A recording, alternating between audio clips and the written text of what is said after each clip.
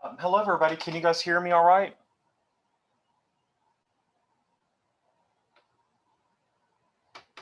Yes. Oh, great. Okay, good.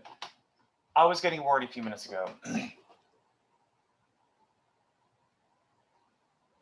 I think it's just 12. Why don't we just wait another 5 minutes to see if more people show up for this? Well, I think we'll get started right at 12. Can you guys see my my PowerPoint? Yes. And you can see my drawing table. Yes. Well, makeshift drawing table. That's actually not my actual table where I draw. It's my internet drawing table. Can you guys recognize the slide that's on the PowerPoint? Anyone identify that? Nope. Have you guys been to Rome before? I'm sure some of you guys have. Yes. Okay. Yeah, eventually I'm getting my webcam structure. You actually can see my face. You can actually see what I look like. I'm not just a computer person, but just right now I'm having to work through the webcam for the drawing table and the computer screen. So how many people have actually drawn perspectives before? Nope. Yeah, go ahead. I took a class maybe 40 years ago. Oh, okay. But really hasn't changed since the last time we were in class. Yeah, I bet. Well, you know, between 40 years ago and now, the computer does the perspectives for you. It's really easy, especially in AutoCAD, some of the rendering programs. It's really important for students and beginners to learn how to actually draw a perspective manually first. Because I teach high school and college students, and they just get spoiled with the computer software. They really don't understand how, you know, some of these drawing systems are originated. So it's important to learn manually first. Okay, so why don't we wait another few minutes and we'll get started? Sounds good. Okay. If you want to, I think, and then I'm not sure if Valerie's here, but I'd like to email this PowerPoint or the PDF to you because it has perspective literature. There's many different books. Why don't we look at that before the other members attend? But these are really important books. They're not really how to draw books, but these are really wonderful images and drawings of the perspective literature itself. There's most of the. If you email me the PowerPoint, I can share it in the chat for everybody. Okay. You mean right now? Oh, if they need it now, or I can do it after this. Okay, let's do it after it because it's going to throw my entire internet webcam off if I do it right now. We're all good. Just okay. Yeah, but before some of the other members get here, I just was going to have you look at these. The first one, Paul, I think it's pronounced Letrouille. It's a really magnificent book of just his engravings of perspective images when he visited Rome. It took him years to publish these images, but it's, you know, edifices, of course, of modern or Renaissance Rome. There's some. Spell that for me. Oh, can you guys see the PowerPoint? Yes. No. Oh, you can't? Yes, Okay. I can. I see them. Yes, I can see it. I think you have to adjust your screen. I'm not sure there's anything I can do on my end. Because you should be able to see both the PowerPoint and the drawing table. You have to switch your view to side-by-side mode. Oh, here it is. I found it. Yeah, it's important to do. I want you to see both screens. It's really important.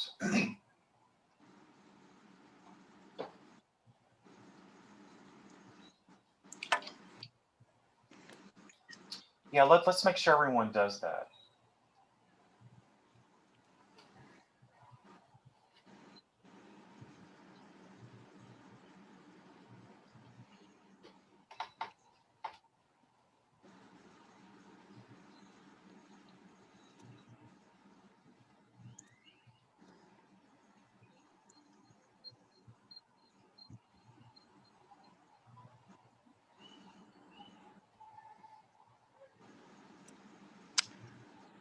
Okay, does everyone figure out how to do that? I think so. Oh, okay, great.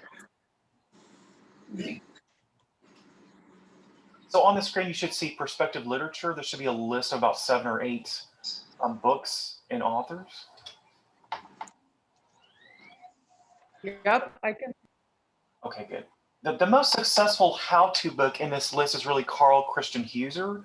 It's called Freehand Drawing and Sketch. It's just kind of a paperback, but the other ones are mostly research books and beautiful images, perspective drawings. So Carl Christian Heuser's book does give some tutorials on how to properly draw perspective. The thing about drawing perspective is it's really hard to understand how to do this just reading a book. It's kind of like reading a car manual on how to drive a car. You have to just actually do it in person. It's like teaching a baby how to swim that's never swum. You have to be in the bathtub with them. So the last two are what I'm calling kind of radical modernist, Labius Woods. Have you guys ever heard of this designer? If you look at his books, he does these really exciting, very modern avant-garde perspectives. I'm not sure it would really, I'm not sure, the Classical Institute would really like this book, but he does these wonderful perspective drawings. He was an engineer first and had this incredible hand in drawing.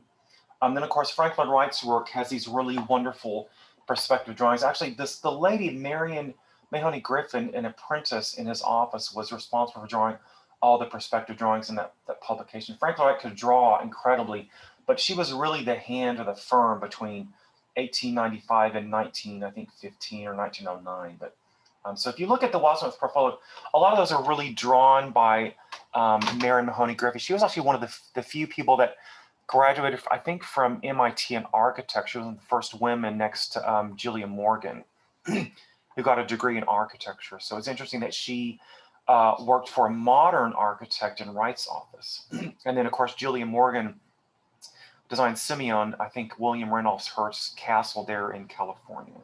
I'm sure you guys have probably seen or heard of that before. Anyway. Okay.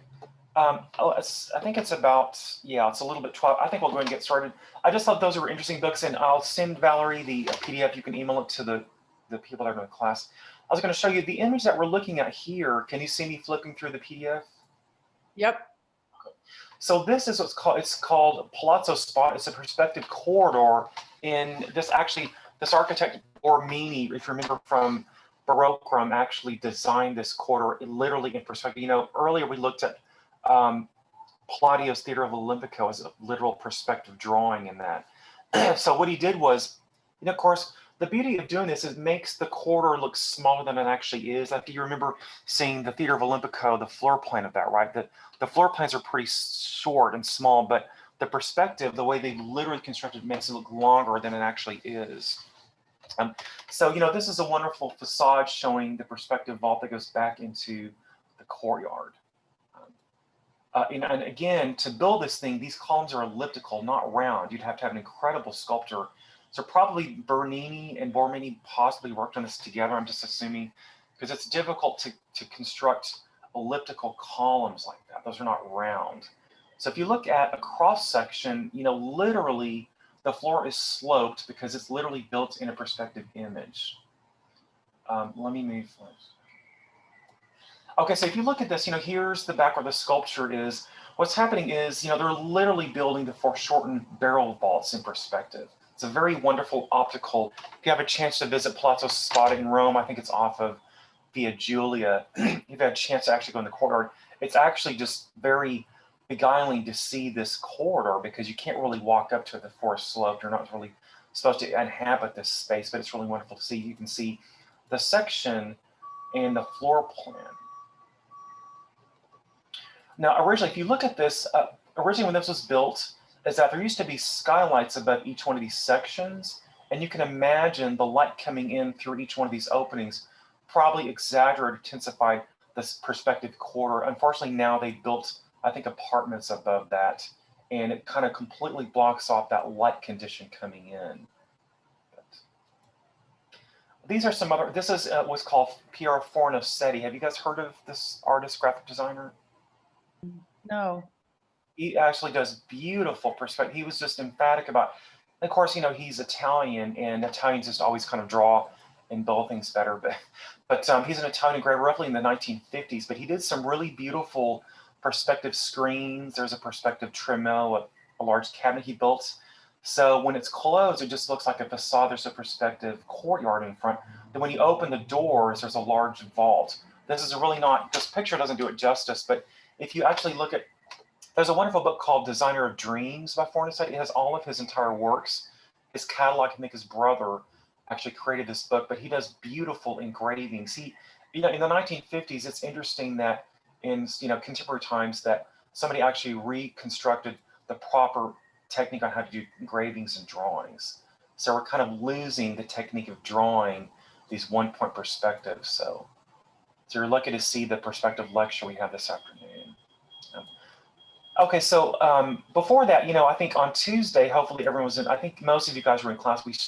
I was showing you the language of perspective drawing. It shows 3 dimensions on a 2-dimensional drawing surface. And these are just some wonderful perspective engravings. Of course, these are drawn by hand first, and they had apprentices engrave these in metal plates to make prints. So we looked at, excuse me, 1-point perspectives, 2-point perspectives. We talked about Brunelleschi, the architect that actually created linear perspective. He was able to see that the parallel lines in the baptistry converged to 1 point. Very transformative for art and architecture in the Renaissance 1400s. Yeah, so the same thing with Palazzo Spada's corridor. It's like there's really not enough room to build the street scenes that far because you have the proscenium arches here, the back of the building is actually here. So the perspective corridor makes these hallways and streets look longer than they actually are. So the perspective drawing shows tremendous depth in just a 2-dimensional or 1-dimensional sheet of paper. It's remarkable that somebody had the imagination and foresight that Brunelleschi did to figure this drawing system out.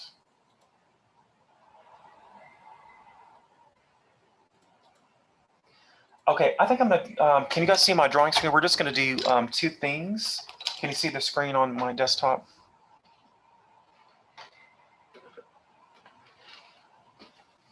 Yes.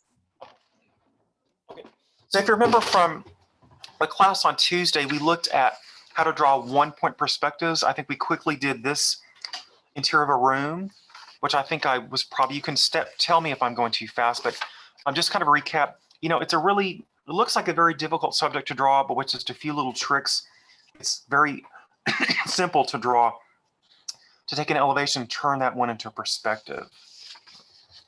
These are some images from the shade and shadow drawing lecture I did on Thursday. This is the second part. Hopefully you were in the class and you were able to see how to properly draw shades and shadows. A really compelling image to take a 2-dimensional image and make it 3 dimensions just by showing the nature of shades and shadows. Okay, so any questions about the 1-point perspective? Because we're just going to be quickly doing 2 points perspective. I know it sounds scary, but there's some very easy tricks to do 2 points.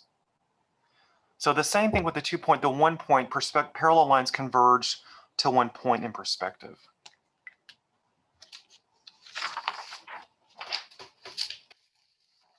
Okay, so you don't have to worry about drawing. I just was going to do some demonstrations. The language of architecture, there's something called a cone of vision. In the 1-point perspective, it's a little easier to show this. In 2-point, it gets more difficult because you have, of course, the 2-point perspective loosely is. Can you guys see the pen I'm drawing on the paper? Yes. Okay, so roughly you have the left vanishing point, the right vanishing point.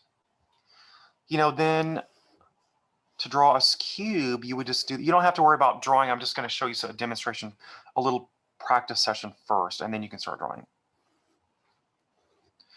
So to draw a cube or rectangle, it would be roughly this, because you're standing looking at the corner. If the station point is here at the base, if this is the person standing looking at this, you're looking at this corner.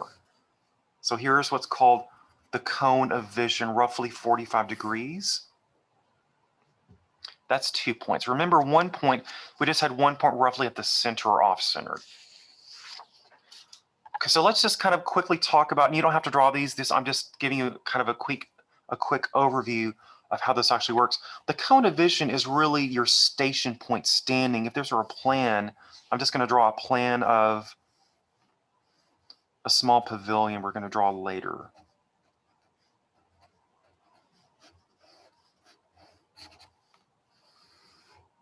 Okay, so the first sketch, we're just going to stand here very close to the subject. Here's the station point where you're standing. Here's the cone of vision. Okay, so let's look what happens if the station point is too close to an object. I'm going to shift that up for a moment.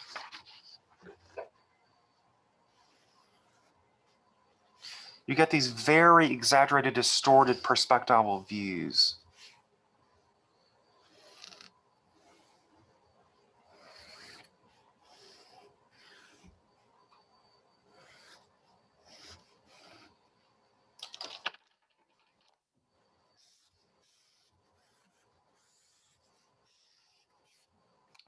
So you can definitely tell we're just right there in front of that object. If we pull back and do the station point much further away, the perspective gets a lot more graceful. So let's just kind of stand and pull back here. Then that station point that I just showed you would yield itself to draw something like this.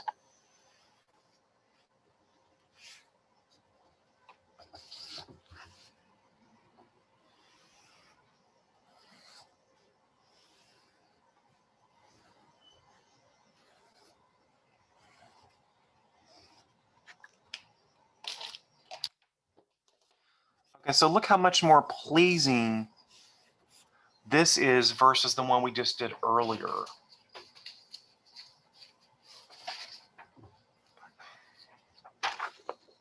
Where we're just really close to the subject. I'm sorry, it's actually this one. You can definitely see there's a great difference between this perspective and this one. Can you guys see both of these together?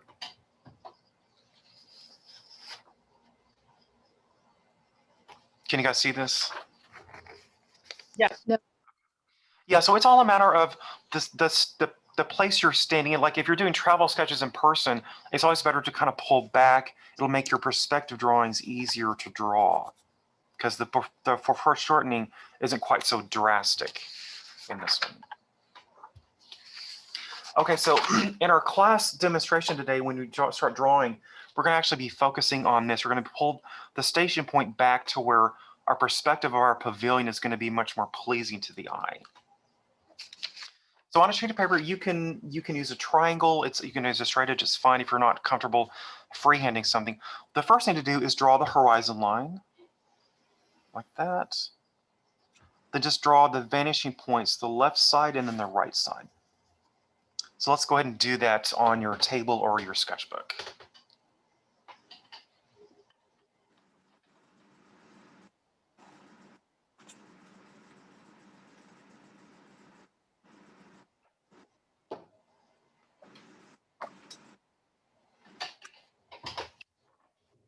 I just would roughly put the horizon line just roughly in the middle of the sheet.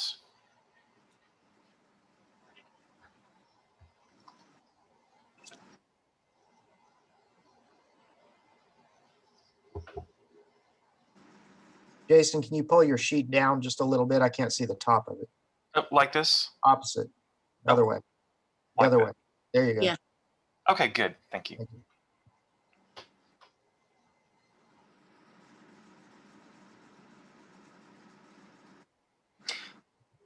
Okay, so watch while I do this for a minute. The worst thing to do to a perspective drawing is put the station point right in the middle. It yields a because the problem is it's exactly the same on both sides.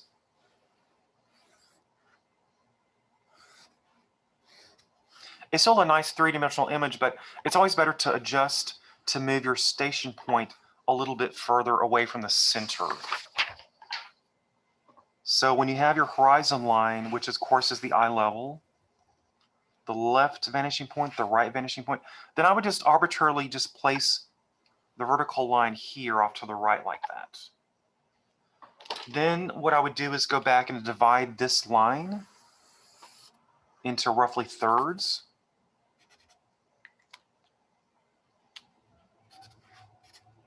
And you can either measure that or just eyeball it, whatever's convenient.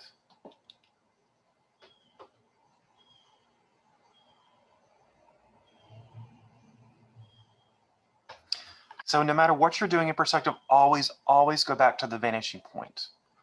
So I just would connect this back to here, we're just going to draw the body of the box.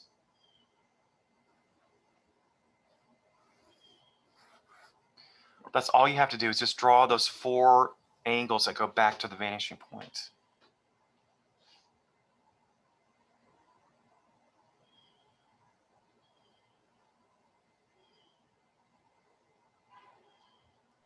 Jason, what do you call the vertical line? This is actually the station point. Thank you. It's actually, it's the station point because you're standing right in front of the corner. Got it. And that's actually what's called the measuring line, because in perspective, you really can't measure depth because it's distorted by the virtue of foreshortening. So what you would do is if you had an elevation of the scale dimension and elevation, then you could measure the height. Let's assume this building is 20 feet tall. So this is the only element you can actually measure in a perspective drawing, especially in a 2-point, just that vertical dimension.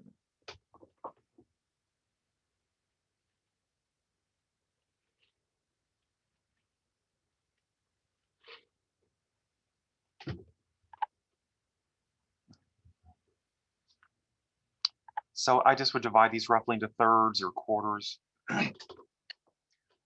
Okay, so let's actually determine the size of this box. I would just arbitrarily just draw something like this.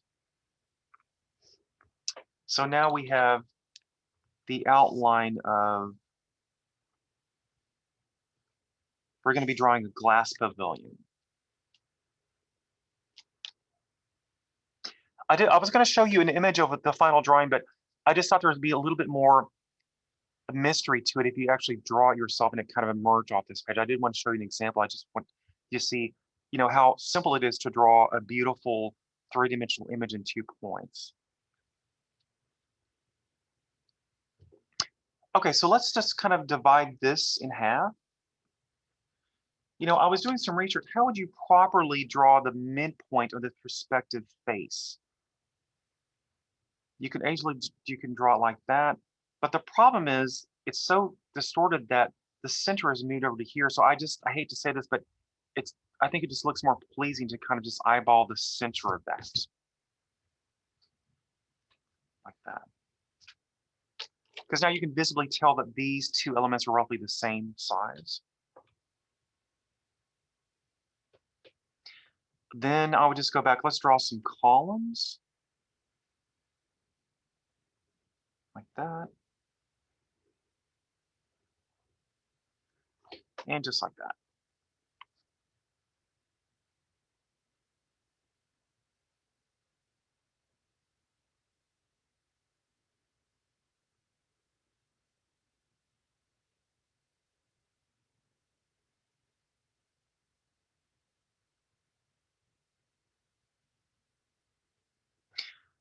Okay, so once you do that, am I going too fast? Nope. This is good. Oh, good. Okay. So let's kind of just divide the distance between this and this in half and always draw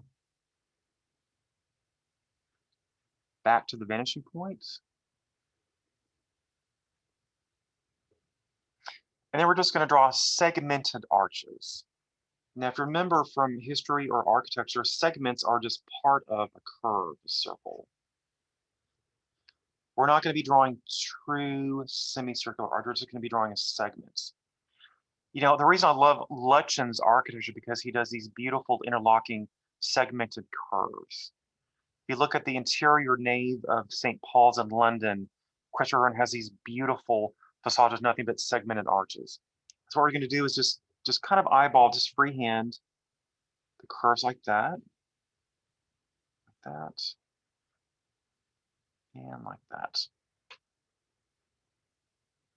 So you're really just kind of drawing curves in perspective.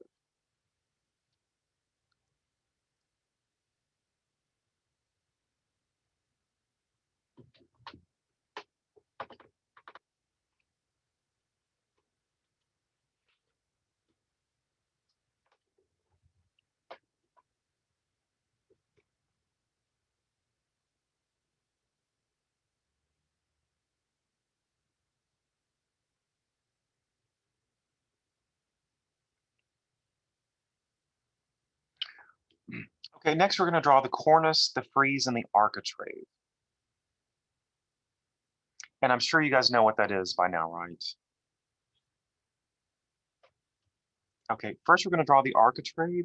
In other words, what I would just draw is a vertical line and just draw the dimensions, the architrave, the frieze, and then the cornice. I just roughly put them into thirds, just graphical purposes, just 3 different segments like that.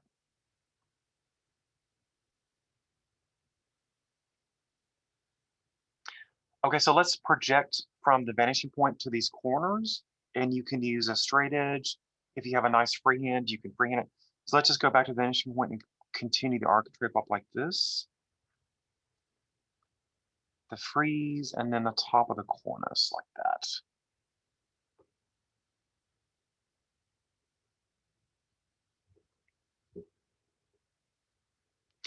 The same thing on the more foreshortened side. You're just going to project these back to the point.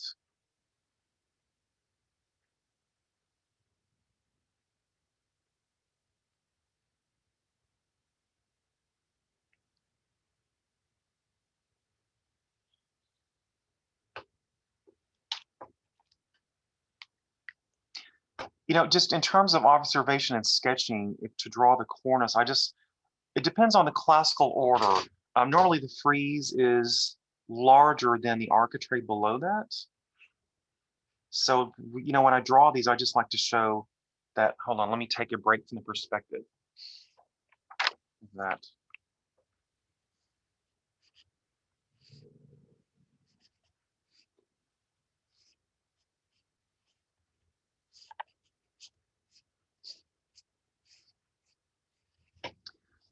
So we don't have to know exactly the proportion to actually draw this as freehand, but the frieze is normally larger than the architrave. It just depends on the order. Sometimes the frieze is centered between this and this, but to do a convincing entablature, I just like to make sure the frieze is drawn larger than the architrave. This is just some very minor details for drawings, but when you actually measure the entablature, there's a specific way that you proportion those things based on which order, Doric and Corinthian it is. Okay, so is anyone lost so far? Am I going too fast?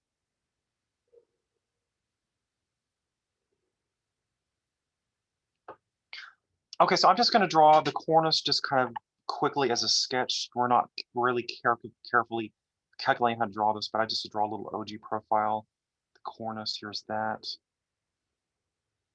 The same thing back to there.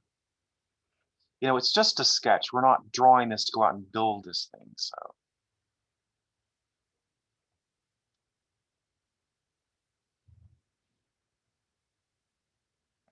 And then, you know, later you can go back and then draw dentils or just to give the facade some texture like that.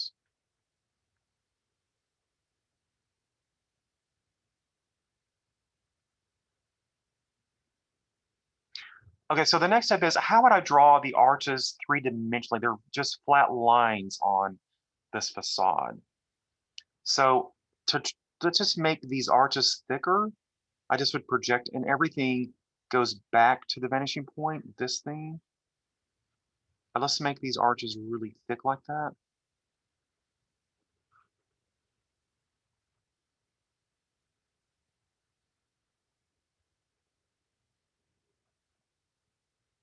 Like that.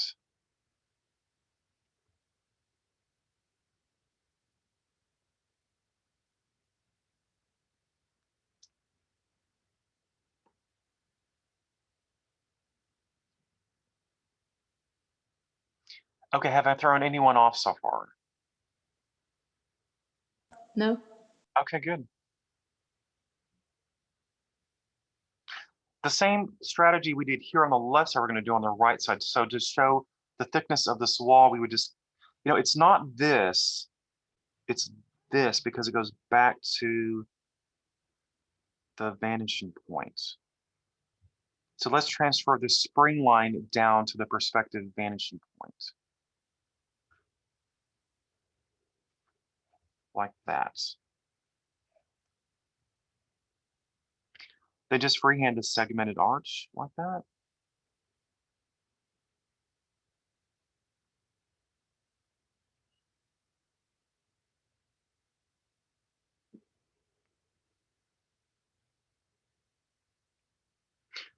You roughly should be either using an HB or 2B pencil just to make sure the drawing is nice and dark.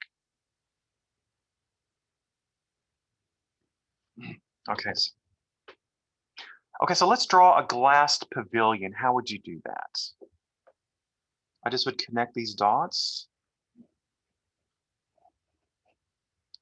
The spring line, so on and so forth like that. So we can draw these really beautiful blackened iron doors. How would you figure out this? Let's just say the door is separated into 2 leaves. How would I figure out the center? I just would go back to this point, draw the center mark, project that back, project it back.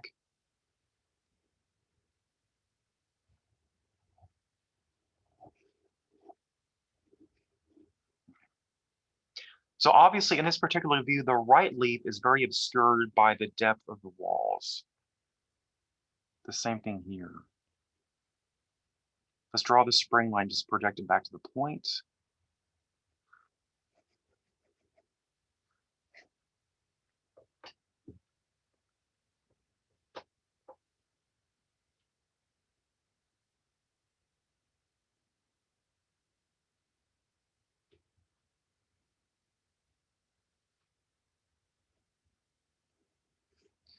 Okay, so if you draw this correctly on the right side, you'll barely even be able to see the left leaf of the door.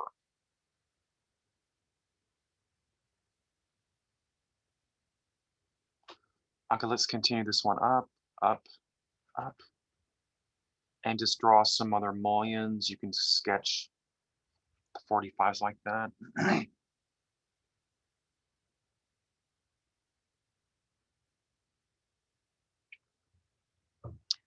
Then you go back in and draw the fins for the doors.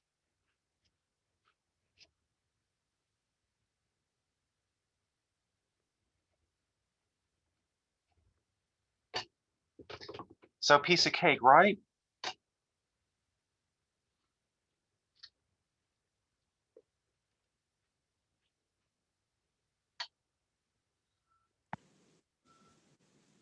Have I lost anyone so far? Just trying to catch up a little bit. Okay, sure. Well, I'm at a stopping point. I'll just kind of let you guys finish the drawing then.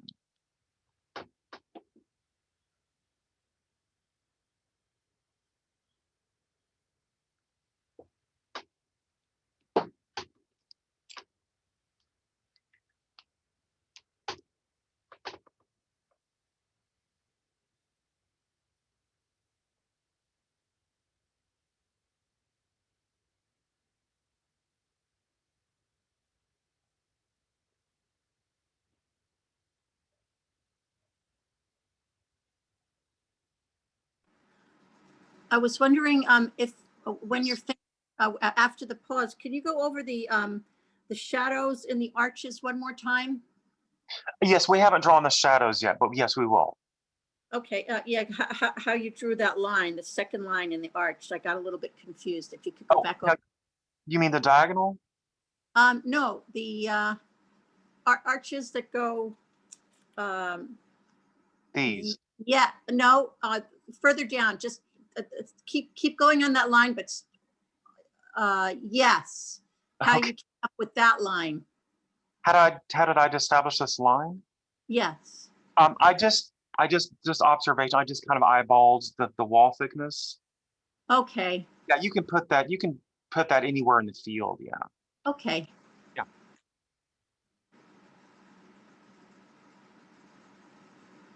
Thank you. Sure. Now there is a linear perspective method to generate this from plan, which I'll kind of briefly. It's very complicated. I can go over that a little bit later in the class, but we're not quite ready to do that just yet.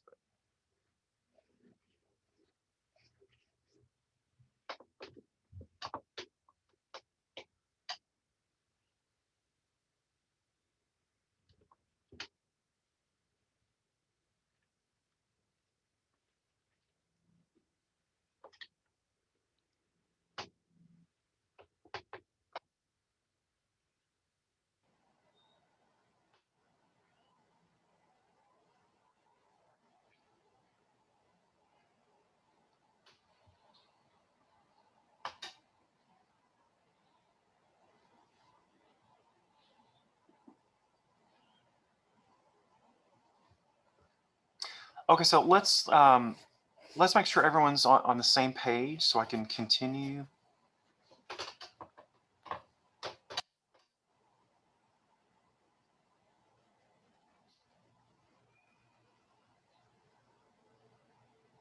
I just thought of something.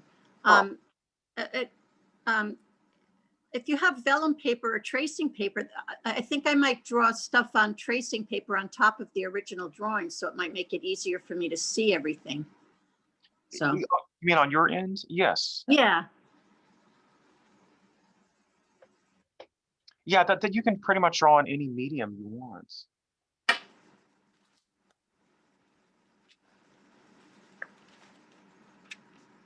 I'm actually going to get my roll of trace paper. I'll be right back.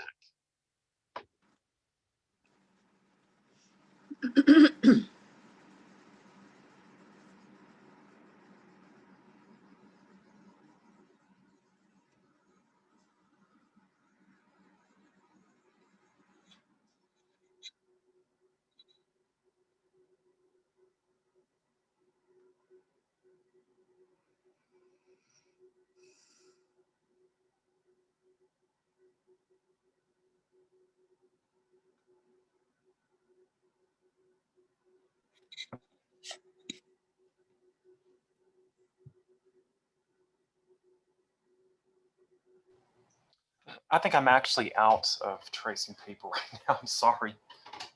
Hey, I have a question. Sure.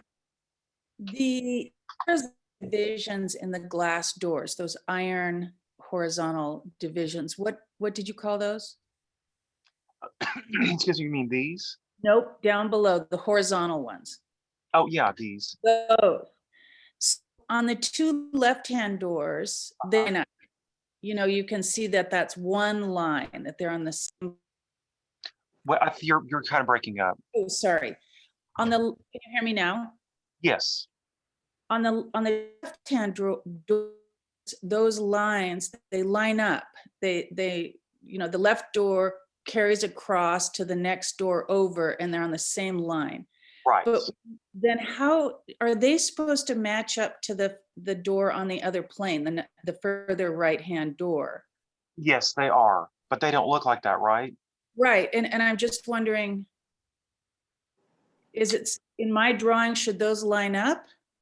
Yes, those should. Again, it's not a hard line measure drawing, so there will be some discrepancy. But yeah, they should all line up together. I just wanted to check because a lot of things don't line up on my drawing. So That's fine.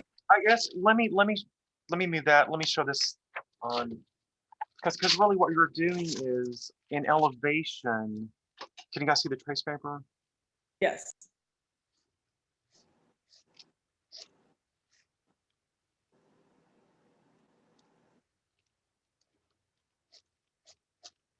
In elevation, they all align with each other.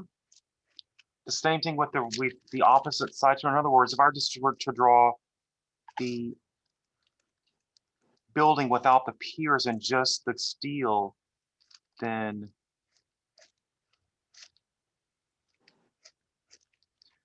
yes, they would all align with each other like that.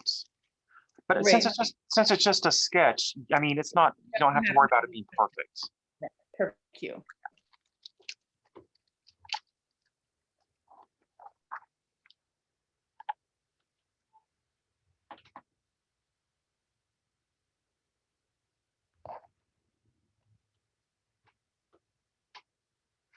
We're going to add some other details and then we'll draw shades and shadows. This will really make it look three-dimensional.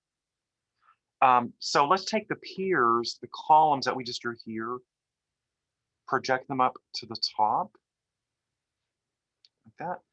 Then we're just going to draw die blocks. The die blocks are the blocks that separate the baluster from the ends of the building. So in other words, I just made up how tall this thing is.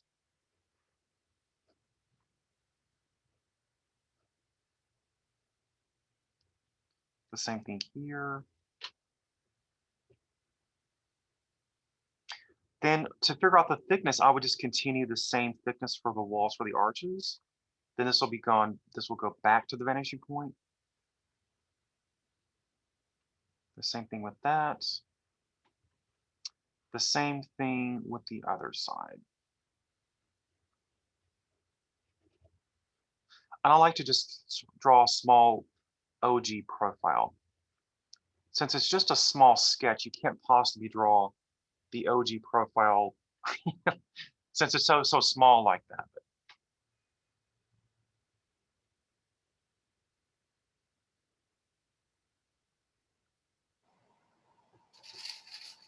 Okay, let's see if we can continue and draw the rest of the top of the building in this.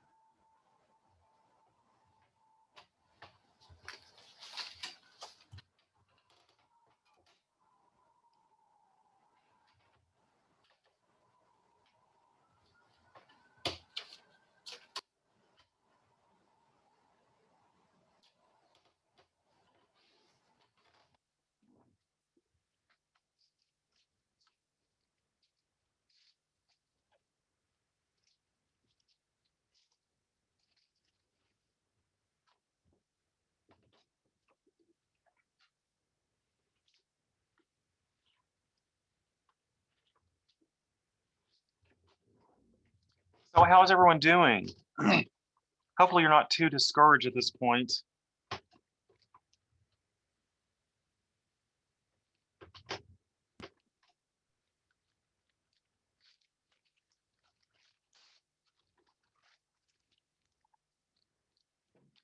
Would anyone like me to go back and show you some things that I kind of glazed over, or is everyone good? I think I got it. Okay, great. I'm good, thanks. Okay.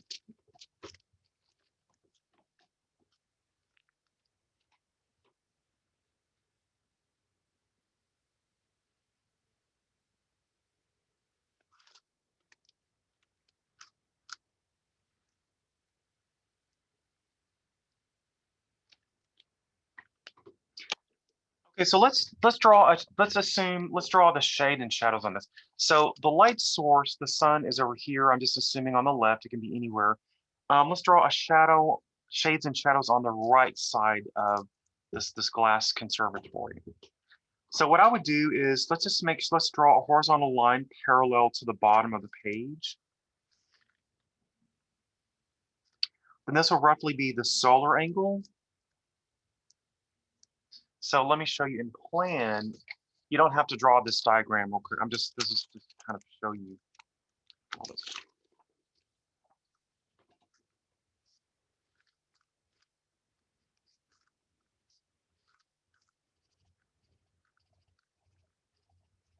Okay, let's say this is our pavilion. So the solar angle on the ground, I'm just assuming, because I'm just making this up as I go, is really going to be here. So the sun is going to be here on the left. So in other words, in plan, the sun is going to cast rays from each one of these corners like that. Did everyone see that? Yes. Okay. So then on the trace paper, when I show the solar angle on the floor, is that the parallel lines would continue from this corner. So then how would you properly show the shadow from the right side? In other words, so the solar angle is up here. I'm just going to show like a 30-60 angle for the solar angle to come here on the elevation. It'll come here like that. So what happens is, since the shadows are in perspective, you're going to go back to your vanishing point where this corner meets and you'll draw that.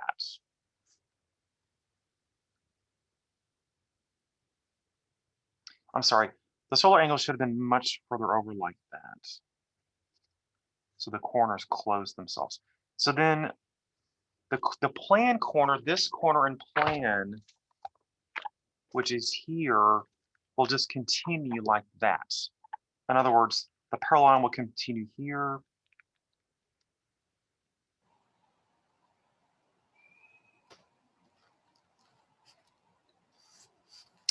So then you'll just go back in and shade in this whole part like that.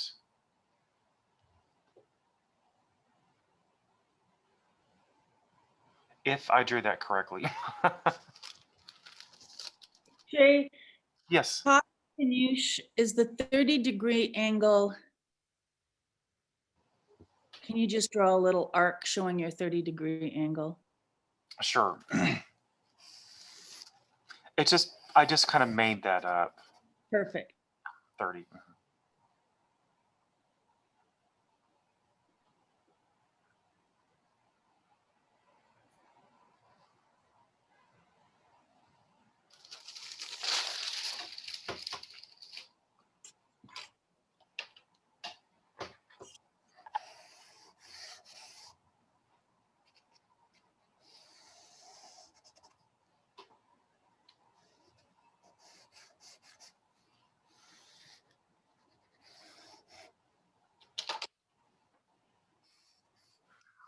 I think I might have thrown people off with the shadow, but since it's just a sketch, you can just show the shadows drawn in perspective like that.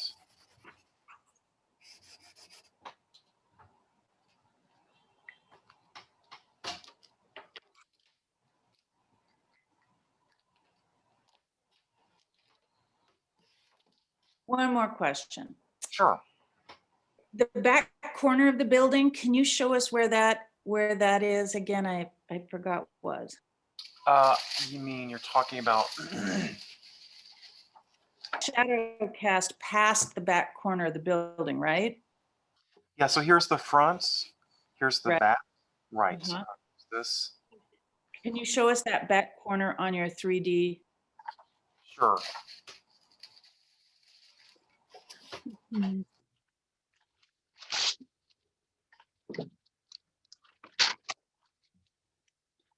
Yeah, this is quite a brain teaser. I'm not sure if I'm really showing this correctly, but so the corners that we're establishing is here.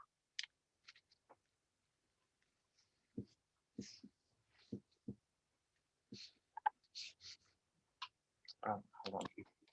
Yeah, I'm. There, like that. So the horizontal lines are here, here, like that. Thanks. So then the shadow will you'll connect from this corner up here, we'll just project that back. And then this part will be the actual shadow. Yeah, are you able to see that? Yes, I got it. Okay, great.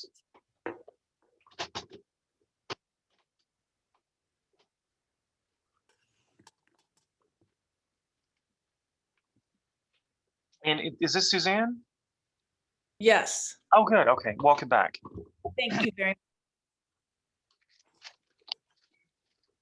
Okay, so let's talk about shades and shadows. This is an important lesson in properly showing shades and shadows. The part in shadow, the actual shadow itself, is the absence of sunlight, the shadow. This is the part in shade. So what I would do is just go back and just shade in this side elevation on the right.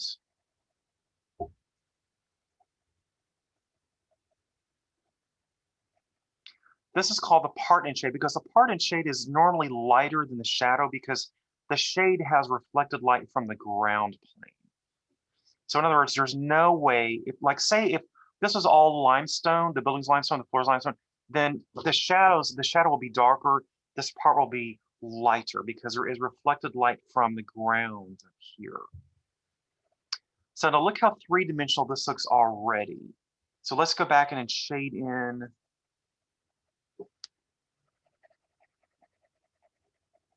just kind of with one value, roughly the side of your pencil. You can use an HB or a 2B.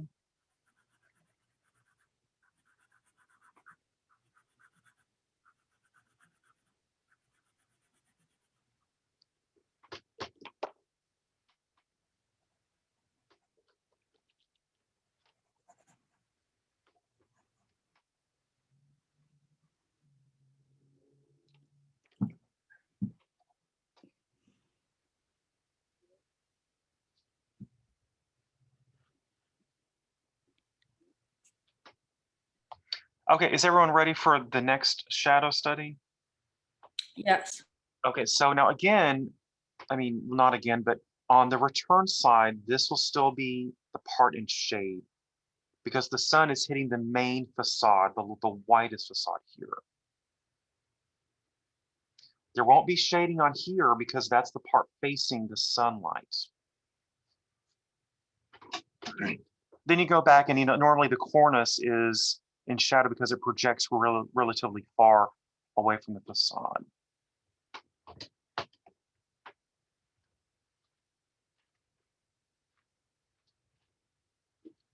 Now, the cornice is interesting. It's a little bit contradictory to classical architecture because in classical, there's really no such thing as a cantilever.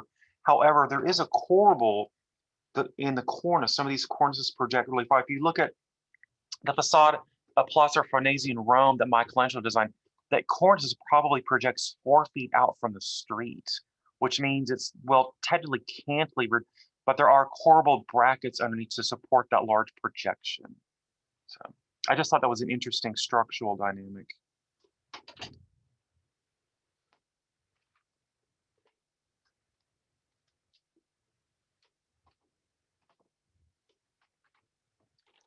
Okay, so how would we draw shadows on the thick wall here? So obviously, the same relationship from here will project down to here. You'll just slightly show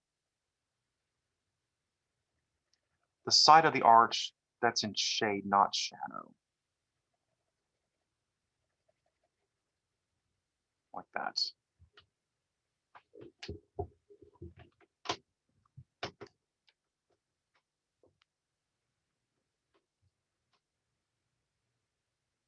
When we start drawing glass in architecture, it's really a little bit difficult because you have to determine, is this reflective glass? Is it clear? But for the sketch purposes, we're just going to assume that it's kind of obscured, it's frosted, which means how would you draw a shadow from this edge onto the glass? The same method we did for the floor is here. Project this out like that, project it out like that. This is the shadow, not the part in shade. That is the shadow. There's absence of light. So then with orthographic projection, you would just project these things up like that.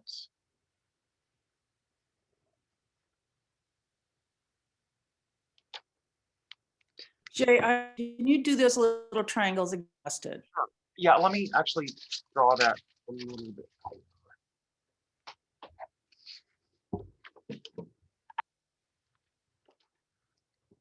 Okay, so here's the wait just a second. Let's just draw that a little bit larger just for clarity purposes. So here's the arch. Can you guys see the whole thing? Yes. Okay, so we've already drawn that. We have that.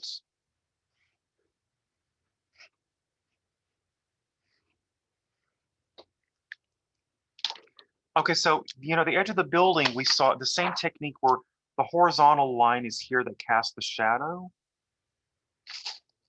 So what you do is you just use the same horizontal line parallel to the bottom of the paper, and that becomes the shadow. Got it.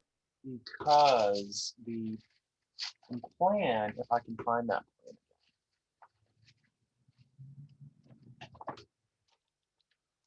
Because in plan, the shadows are cast directly from one angle like that. So you're drawing these plan projection things in perspective in here. So then that would become the shadow, which should be very dark. Because this has no sunlight in it. So then this might get a little bit hairy, but since it's just a sketch, you can just kind of freehand the way the shadows fall on this wall. You would just continue these up. How would you draw? Hold on a minute.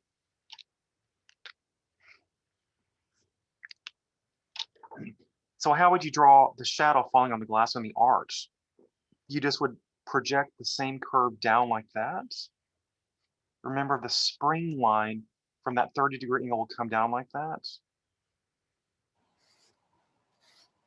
Then we'll just draw the same curve here. Well, this is such a bad drawing, I'm sorry. So what you would do is you just would just continue this corner down here to where these things meet. Then that will become the shadow. And you can, since it's glass, it kind of confuses the intensity of light and shade. I just would kind of lightly draw a shadow like that.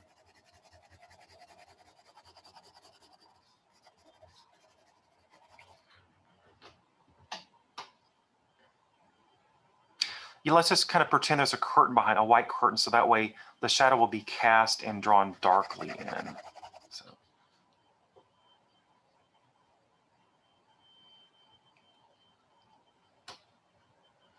Okay, did I lose anyone on that? It's a little advanced, but Okay. got it for now. Yeah, I mean, just for the sketch, you don't have to worry about projecting that stuff down. Because the thing is, it's going to be aligned with each other. It's going to be the same relationship from one window to another. So.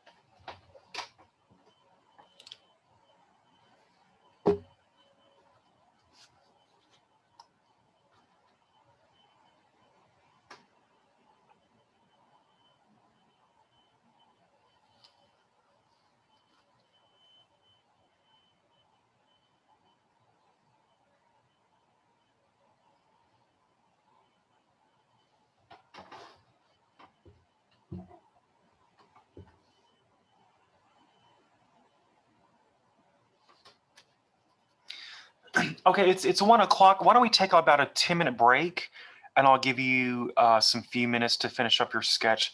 We're going to be adding some other things to this image, and then we'll be drawing something a little bit easier to draw in perspective. So does that work? Tim, we'll come back around 1:10.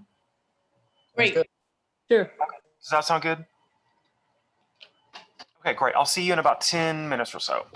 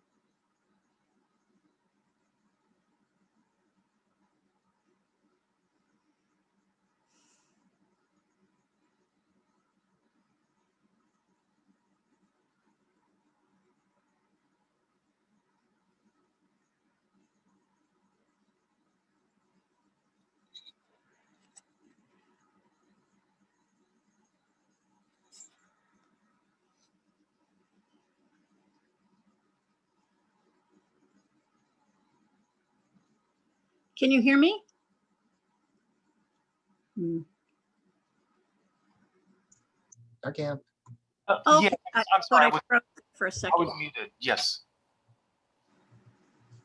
Yeah, go ahead. No, I thought it had frozen on me for a second, so Oh, that's right. thank you.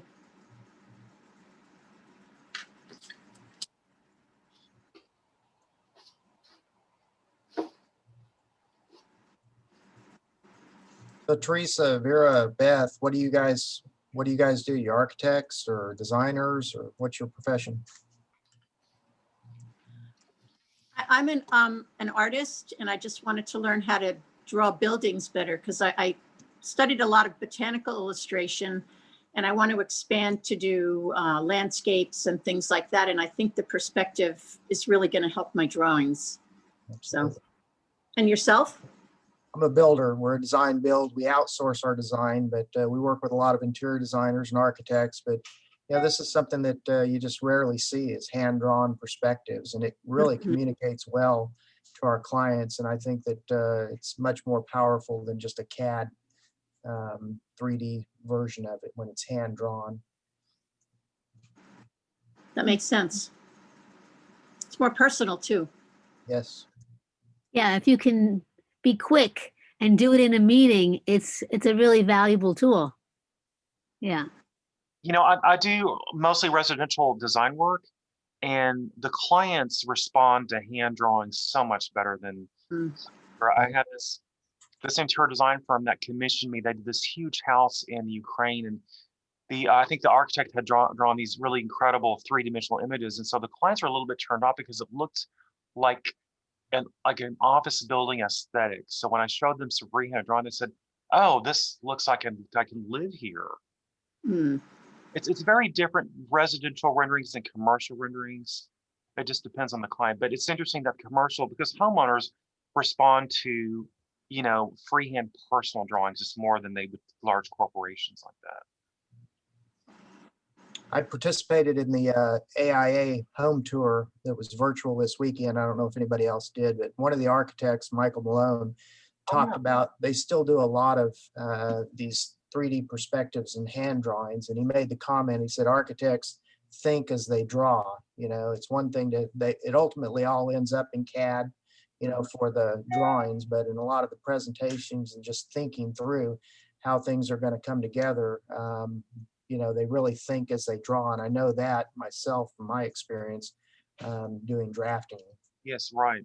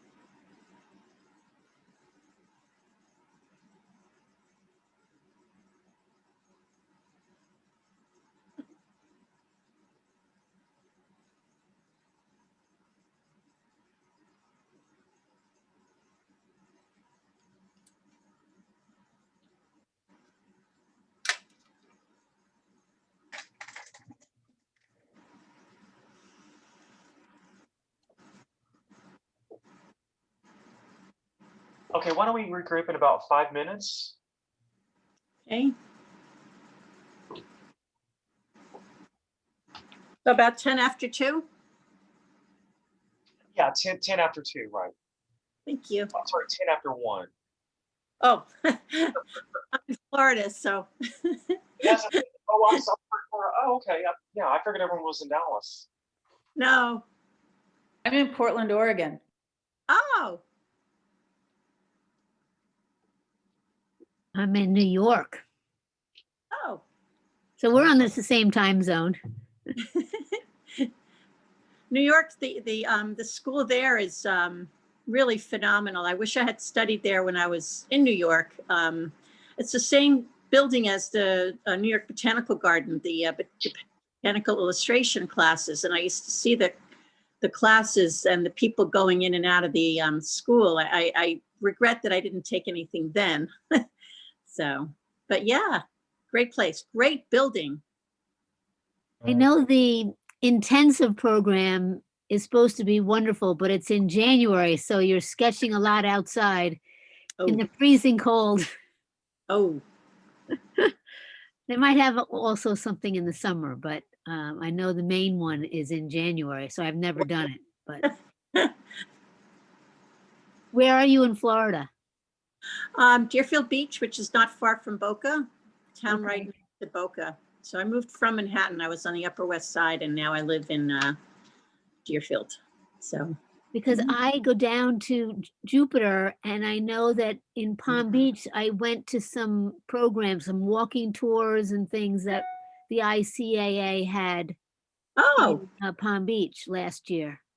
oh, okay. That's good to know. Yeah. I think there's schools all over there's places all over the country. There's one in Yeah. Philadelphia. A good friend of mine lives in Philadelphia, and they have a walking tour of Philadelphia, which should be great too. So.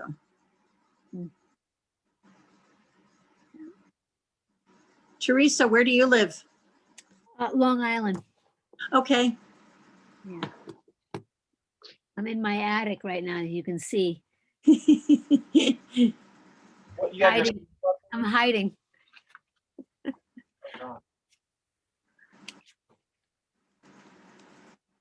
Oh, Teresa, that's your attic?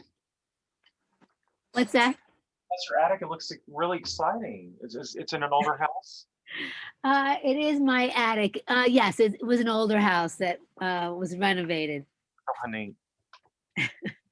And I've set up a little studio. This is my COVID spot. Great. It's perfect. So I've started sketching and painting and all that up here.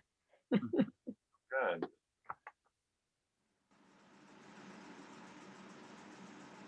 Can't do that in Texas. It's way too hot.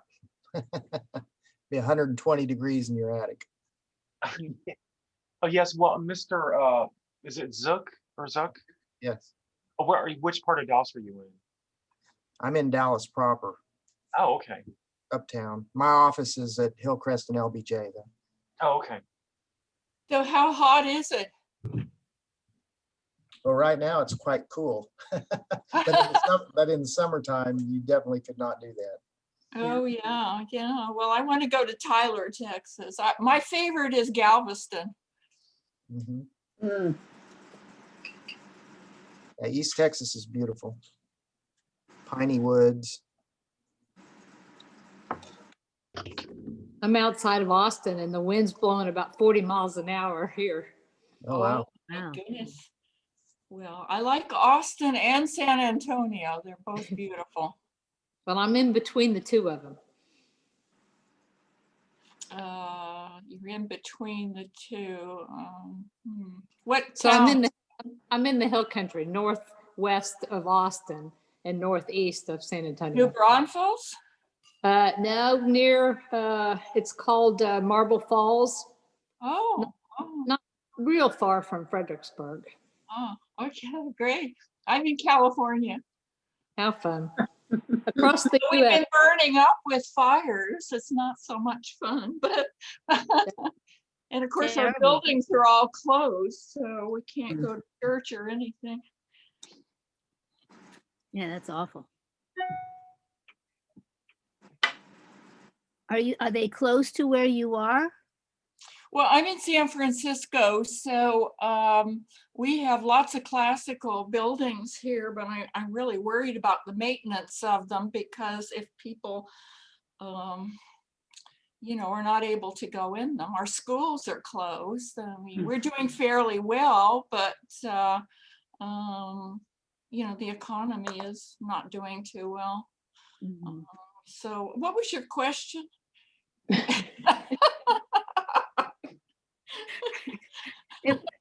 How close the fires are to you? Oh, well, we've had, I would say, it started in the middle of August, the smoke from the fires, they're all around. And the wind just, instead of blowing from the ocean in, it was blowing the other direction. So we've had probably about 4 weeks of moderate to good weather or air, but any minute now, like this last weekend, we had high winds. And so they were warning a more, because we haven't had any rain. We haven't had no rain at all. So that's our biggest problem. Mhm. But I think, you know, like Denver was having high fires also. Yes. That whole area there, and there were evacuations called for here this last weekend, but I guess it didn't get that bad, luckily. I think in Colorado and out west, they're talking about managed and controlled fires, which they stopped doing. And so that's what they've been talking about, more forest management to help prevent these large fires from happening. You know, it's hard to imagine what's happening to our wildlife. I know. We must be getting ready to start again, aren't we? Mm-hmm. Yeah, it's actually, it's actually 1:12.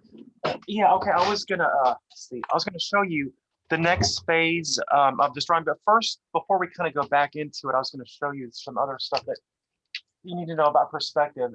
I think just over the last, 2 class periods, you can quickly, easily draw, 1 and 2 points. You don't have to worry about drawing a building, just knowing that how to properly foreshorten things in perspective has been very helpful. Hopefully it has. We kind of briefly looked at the difference between 1 point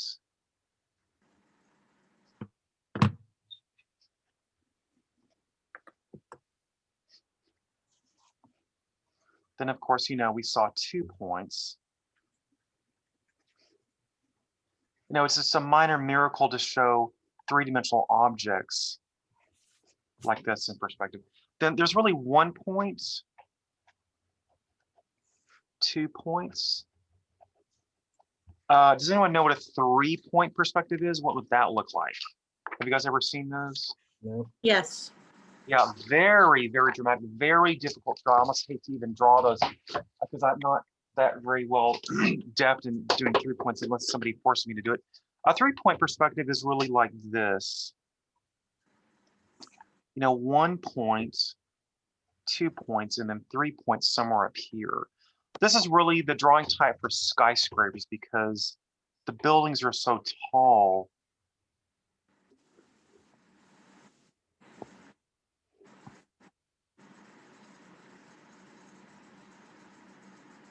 Like you're looking at, sorry, buildings kind of for giants. This is the 3-point perspective is really, I didn't really give that one justice, but in other words, the 3-point perspective, the 3rd point would be way up here. Can you guys see that? Way up there. Very dramatic perspectivals to do. If you look at a lot of black and white movies from the 20s Metropolis, you see those really wonderful 3-point views because we're trying to exaggerate the height and magnitude of some of the buildings. I almost rarely ever do a 3-point perspective. Could you show me that again so I could just draw it real quick? Yeah.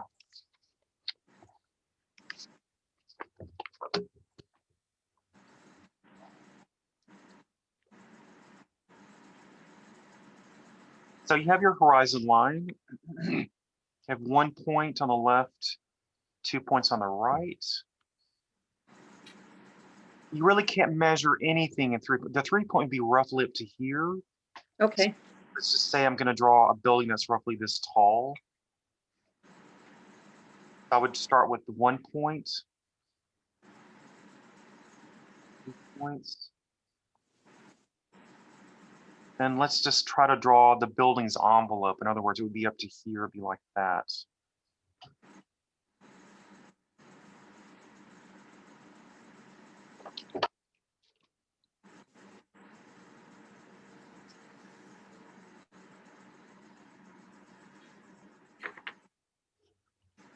In other words, it's like, did you catch all that?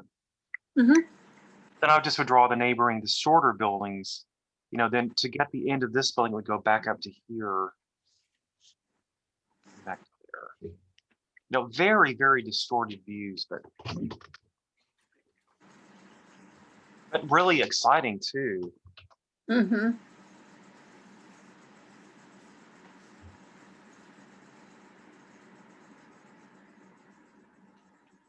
Thank you. Sure. Okay, so let's go back to this one. Does anyone have any questions about this so far? Any comments, or I'm just worried that this might have been too advanced for beginners, but any thoughts on that? No, Okay. I'm following. Good. Oh yeah, I just, it's really interesting to see there's a very simple way to approach a very complex subject from a linear perspective. Okay, so I'm just going to kind of show you the next phase of this project, and okay, I'm just going to quickly draw an example. We have our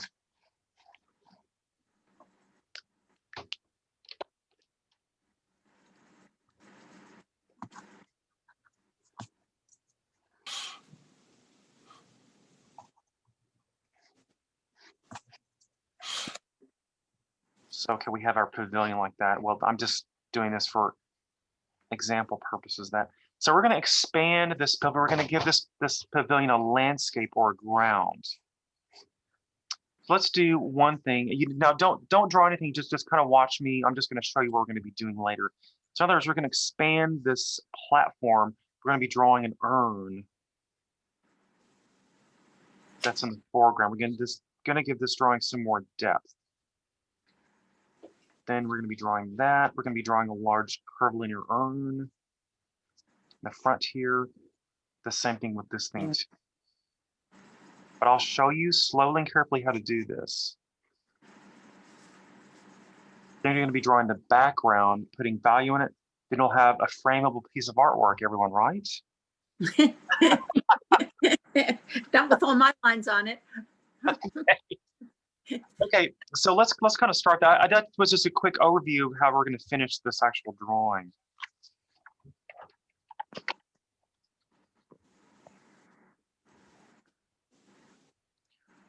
Okay, so let's just kind of take the corner of the building. Let me show you. It's always good to go back to your floor plan. You know, Le Corbusier said, if you don't have a plan, you have a lack of order. If there's no plan, there's a lack of order. So I would like to go back to the plan of. Let me see if I can find the plan. I have a question. Sure. Could that picture that you had just drawn of the urns, could you just flash that again so that I want to take a picture of that? I like that. Oh yeah, hold on just a second. Thank you so much.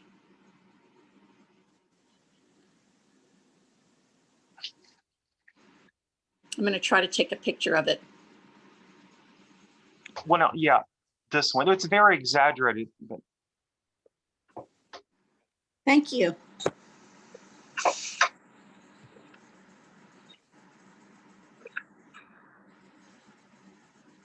Okay, so really in plan, this would look like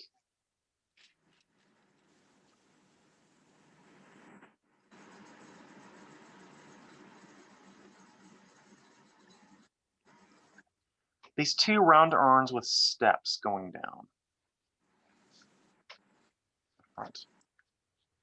Okay, so let's just kind of go back to this one. What I would do is on your sketchbook, and you can do a piece of traceable to overlay this with, but then I would just project back the edges of the thick wall, or you can make these thicker. We're going to start with the ground like this, like that. Let me draw. I think that there's so much information on this sketch. I think it's confusing people. But...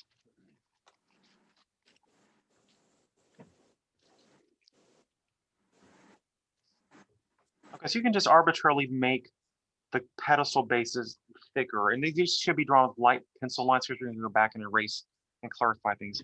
So let's just take a look at, you can just arbitrarily just draw the distance from here, from point A to point B. Let's just draw the first pedestal base here. The same thing on the right side.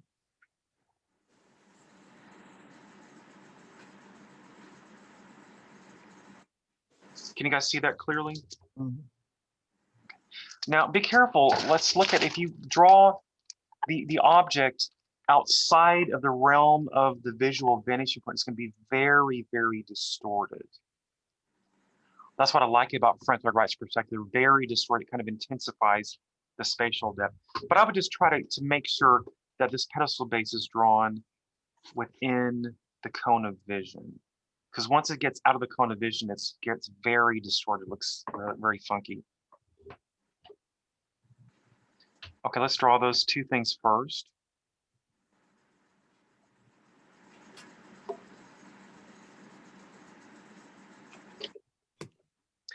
Okay, so let's figure out the height. Let's just make the height of the pedestal base the top of the metal bar in the window, so it's going to roughly be here. But you can make it your own height if you want to. So then go back to the vanishing point.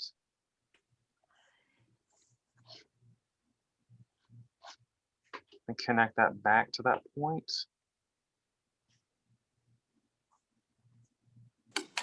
Draw the top of that in perspective. This corner goes back to that point, the right point, like that.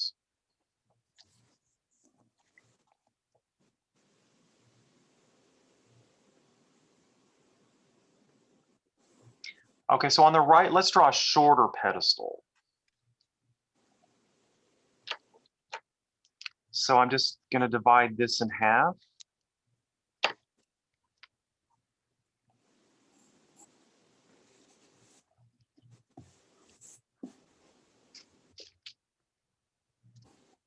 So then on the right, I'll project back to the vanishing point.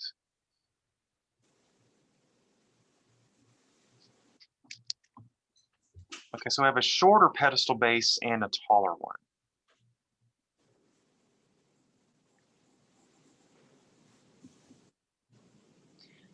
For clarity, it might be better if we just drew this pedestal base the same, the half. I'll just go back and project back.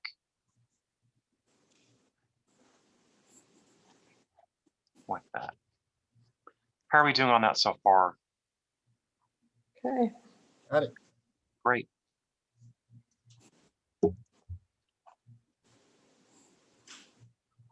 Because let's draw the opposite pedestal base on the left side. So make sure it goes out to the vanishing point.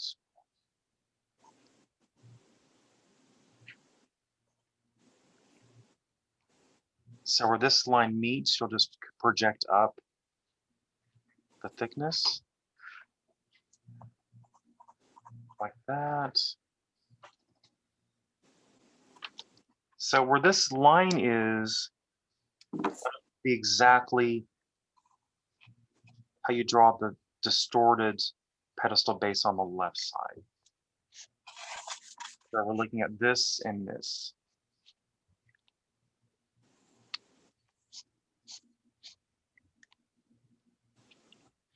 Okay, let's skip the stairs for right now. How are we doing on that? Stair. Oh. Well, I'm sorry, I was going to draw some steps. Let's not worry about that right now.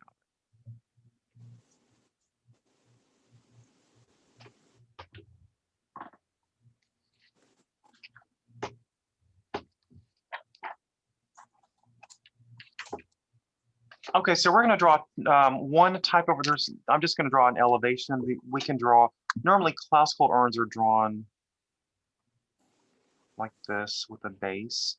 But for our purposes in a drawing, we're just going to try to draw just a simple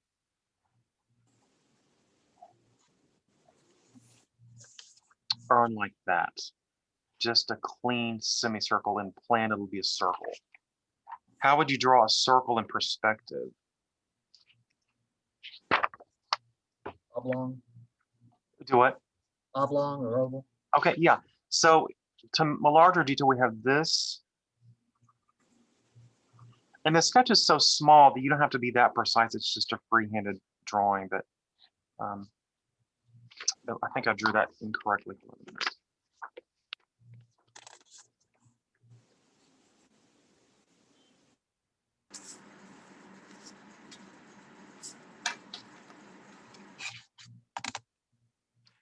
So what you're going to do is to draw the top of the circular urn, you're just going to project that up. And you can try to draw a square and plan. This might be a little bit more challenging than I kind of expected, but then you just draw the curve like that. And then the pedestal base will exactly go back to each vanishing point like that.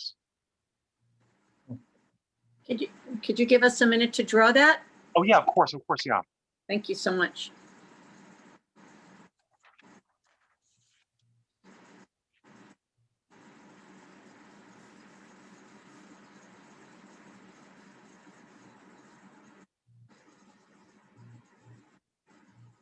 Okay, I'm just going to take a break and show you how to draw a curve foreshortened properly in perspective. Okay. And don't worry about drawing it on the final drawing.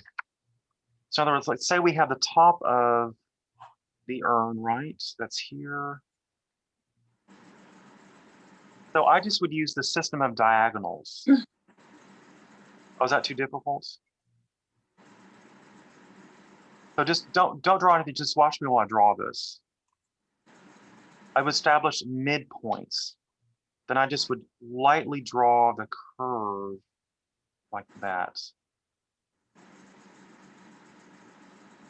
They'll just connect the points like that.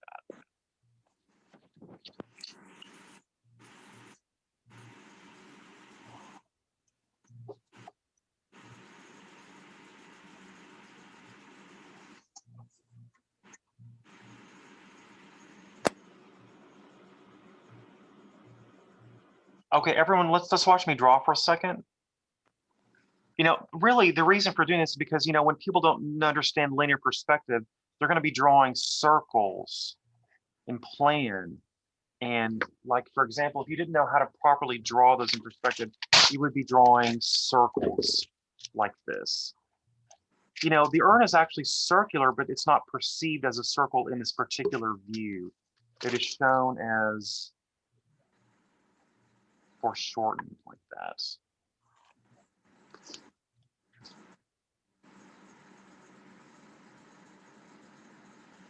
Same thing over here and over here.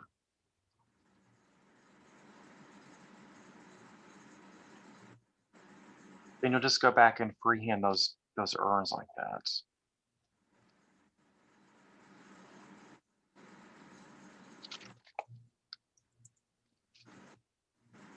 If it ruins your drawing, that's fine. That means you're learning something.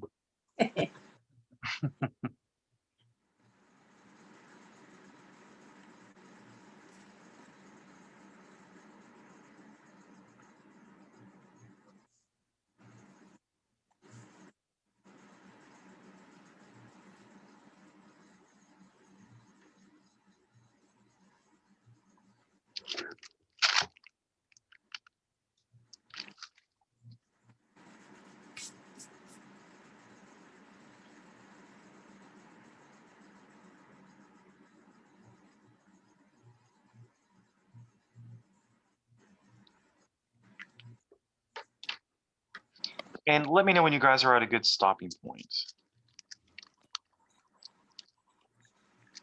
Would you be able to show me the urn, the simple drawing that you did of the urn again? The one right before you started the more complicated one, this one. This one? No, the one right after that one. This one? No, there was one more. It was with the box. Oh, you mean this one? Yeah. Okay. Thank you. Sure. Yeah, I'm trying not to confuse everyone. This is a very difficult subject to draw, and I apologize if I got a little bit too far, but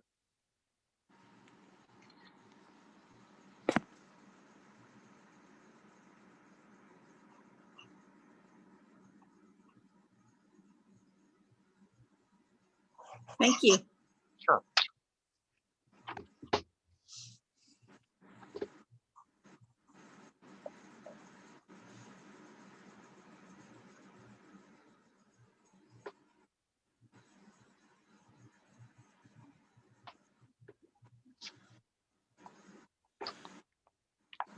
Oh, you're talking about this one. Yeah, Okay, that one. thank you. Yeah, that helps a lot. Okay, good.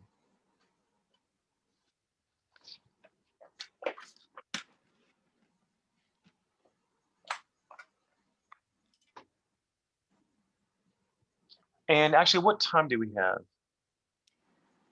2:30. Oh, 2:30. Okay. Oh, 1:30 our time, Jay. Oh, I'm sorry. Right. Sorry, One. sorry. Okay. Yeah. Okay. We have 30 more minutes.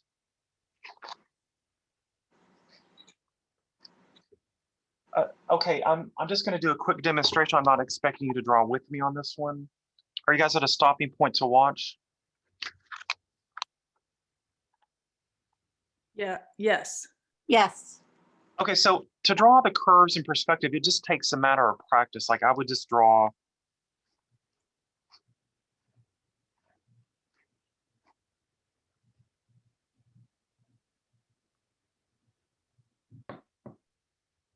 I would draw several different series of curves in multiple angular views like this. So just a matter of practicing drawing the midpoints.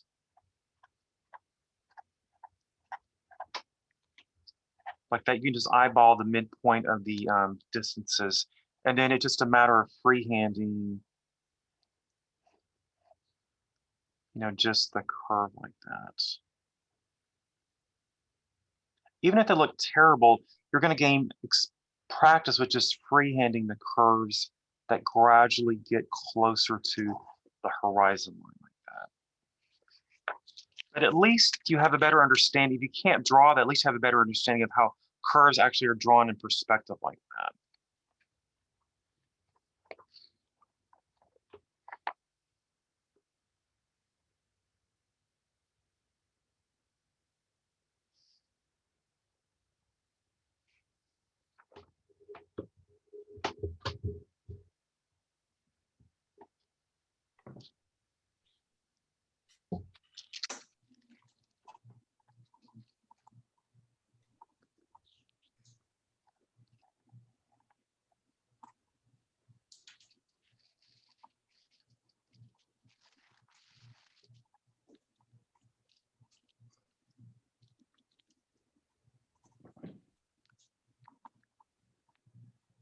So Jay, on mine, the front bowl, Uh-huh. like, Are you able to show like- the class? like yours, it's sort of, the front bowl is got a totally different look than the back bowl. It's a completely different art. Right. Okay. Well, I just think it's just the way that I drew it. Mine looks exactly no. It looks exactly like what? Well, just a different. I mean, I think I'm overthinking. It gets complicated when you're looking at these 2-dimensional, 3-dimensional, and right. I'll keep practicing. Yeah, and it doesn't. It's just a sketch. It doesn't have to be. They don't have to look exactly like each other. Just a matter of perspective. Right. Yeah. Okay, I was going to show you how to draw shadows on the pedestal base. Are we ready to do that? Yes. Okay. So the same technique we did up here, you just continue that horizontal line down here.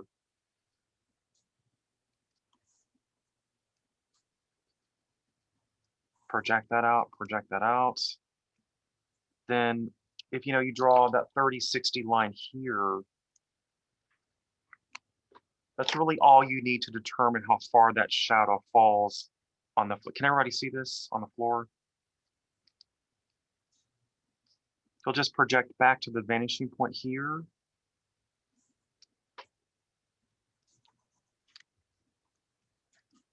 The same thing with this one here.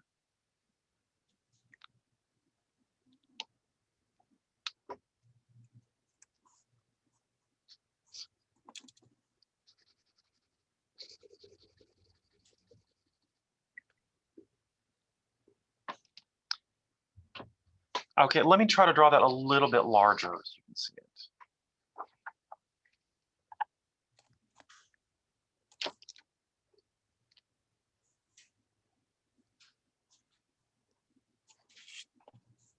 Now, don't worry about drawing anything, just watch me draw for a moment. Okay, so here's the solar angle on the floor.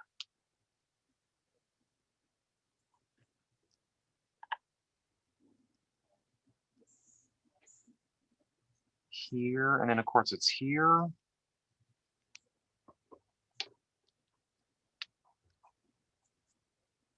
So we'll take that angle, project it down to here. Project it down to the same thing here. Then the shadow will go back to the vanishing point here. Then all these objects here cast exactly the same angle on the floor. So if you project this thing back to the vanishing point, you have this.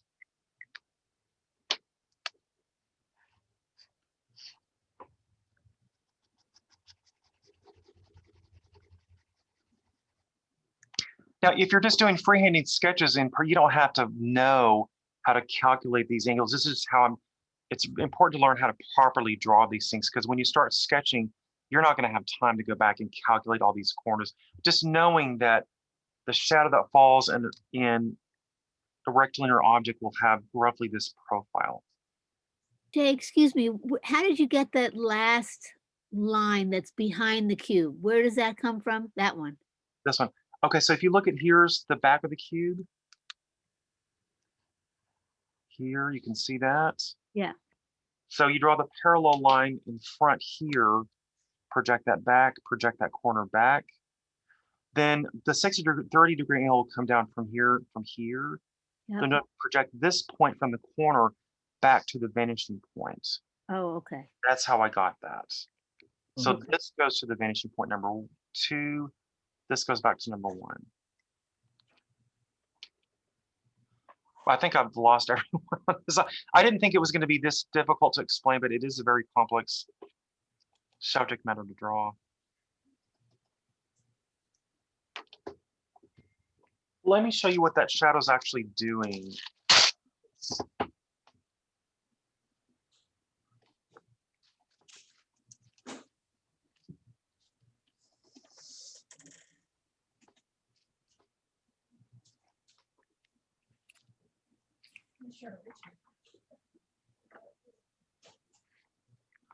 Okay, so here's the actual shadow would be this. If we didn't have the cube in front of it, it would just look like that.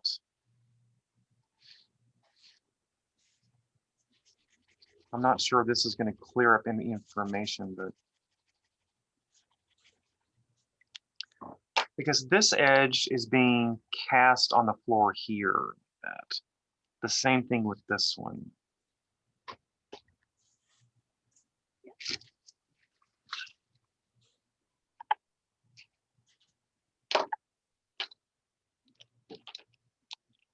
So in plan, it's going to look like this.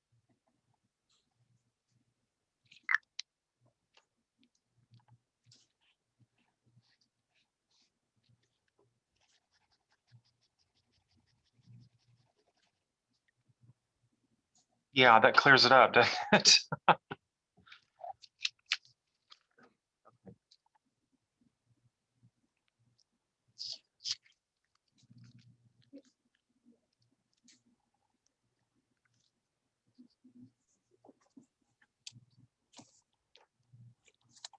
So the same thing you did here, you're just going to do here. And you can draw them as gestural. They don't have to be exactly perfect.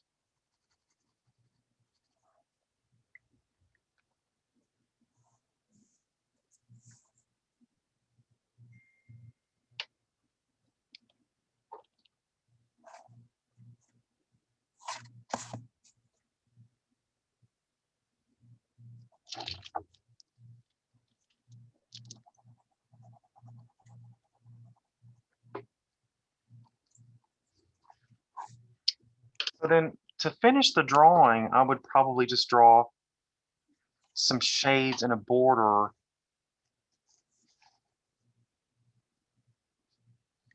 And then with nice value, just go back in and properly, just carefully shade in the sky. So that way,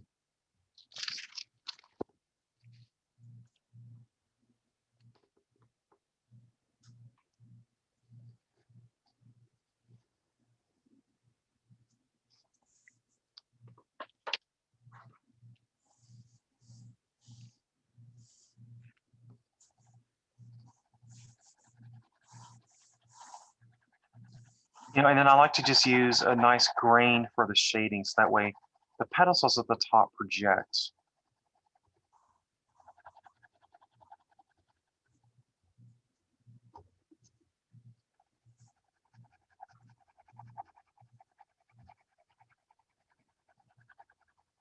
And I just like to draw the background, you know, relatively dark for this.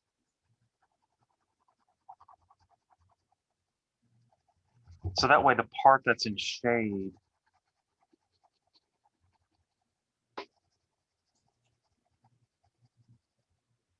you know, projects out like that. So in other words, it just kind of pops a three-dimensional object off the surface of the sheet.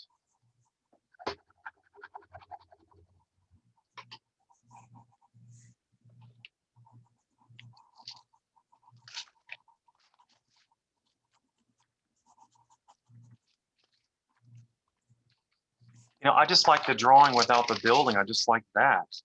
Like how spatial that drawing is.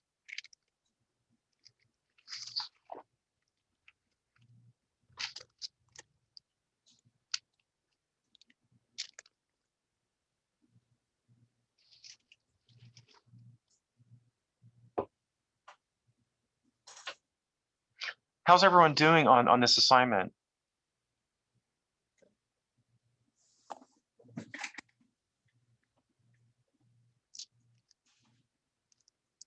Is it ready to be framed? Yes. Great, I like to hear that. Not quite. I got my perspectives. I got my openings a little bit out of scale. So Okay. but I get the concept. I think there is a way that we can share the sketches so we can all see these together. I like to do that at the end of the class. Is there a way we can do that? Put 'em up. You guys can send them through chat. Okay, great.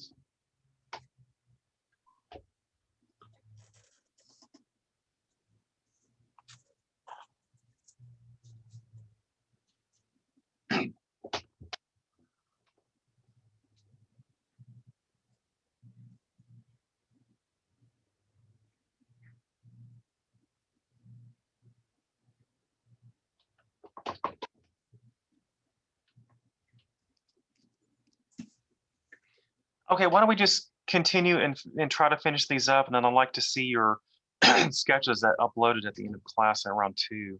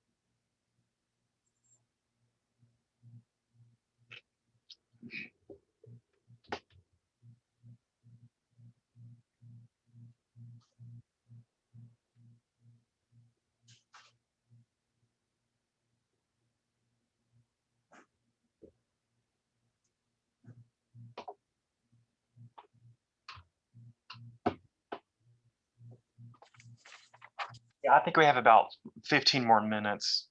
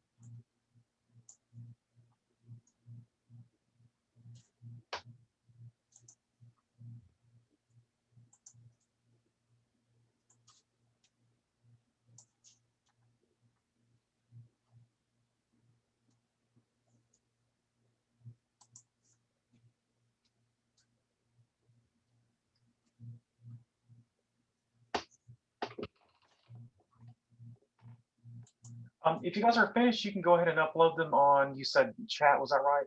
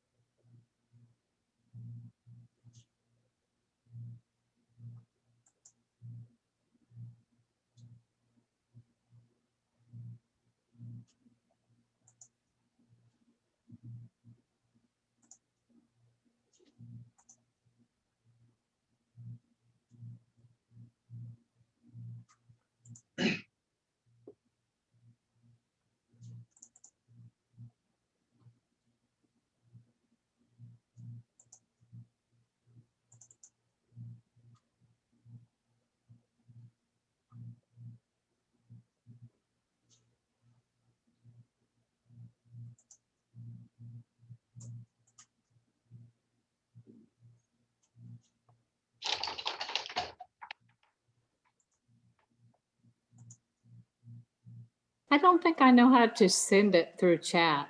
Do you mind? Beth, I'm not really sure how to do that. Okay. Does somebody else know? I kind of just went on chat and I'm like, I'm not sure how to do this. Oh yeah, I wish I did. Okay, well, I'm fine then. I'll send it to your email. Oh yeah, please do. In chat, there's a little button that says File on the lower right, and that'll enable you to access files on your computer. Yeah, I don't have that on mine. Oh. When I go to chat, it just sends it's the text. In the lower right, there's just an arrow. Oh, really? Do you have the 3 little dots anywhere? That's how I get to chat, with the 3 dots. No, but once you're inside chat. No. No, okay. Mm-mm. I'm on my iPad, so I don't know. Oh yeah, the iPad will limit your options. Yep, so that's probably why.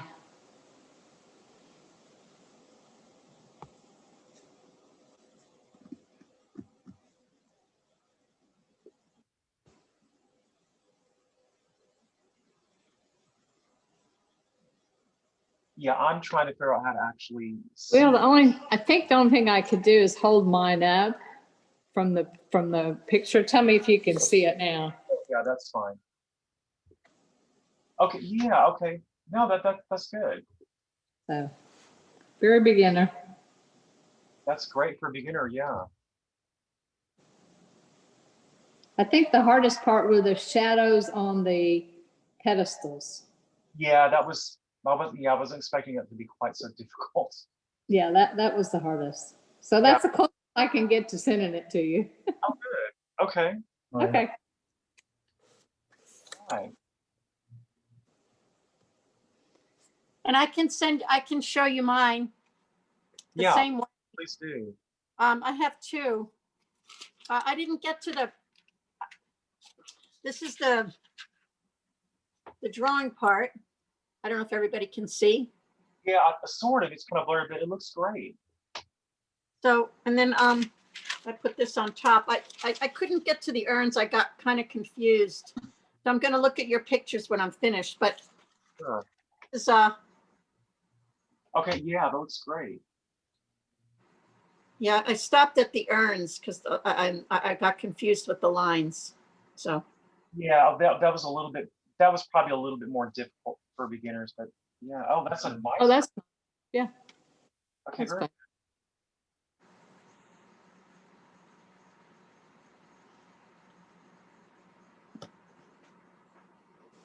Teresa, how did yours turn out?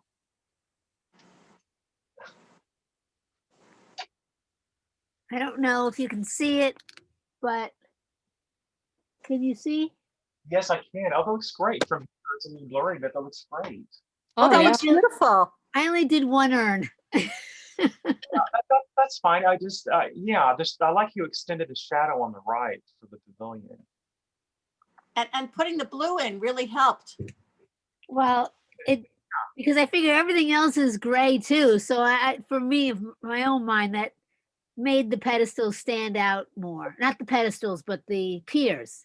No, it appears, just a suggestion. It always looks better if you draw a border and have the shading of the background die too than just having it vignetted. Did that? It just looks cleaner. And yours, I would go back and maybe fill the whole background. Yeah. Okay.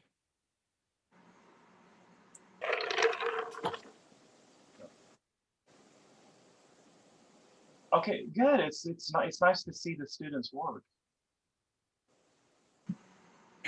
Hey, yeah, awesome. That looks good. Very nice. Wow. Thank you. It keeps going in and out. I don't know why that is. Virtual background. Oh. I sent it on the chat. Is that a wolf on the shelf behind you? Sorry, say that one more time. Is that a wolf on the shelf behind you in that picture? It's a project we did. I think it's a tribal piece of art that they really liked. Oh. Austin, could I see your drawing again? I couldn't really see it. It was fading in and out. Yeah, I'm gonna try to turn off my virtual background and it won't be such a pain in the rear end to show y'all. No, I think anyone else would like to share theirs? Oh, nice. that's great. Awesome. I stopped at some of it, the multiple urns. My book's only so big. Right. Yeah. Oh, that's fine, but it looks good. Thank you. That's great. Wow. Suzanne, how did yours turn out? I just can't figure out how to show it. Oh, okay. Yeah. But I'm happy. Well, now you have my email. Can you email it to me? You have my email address, right? Yes, I can.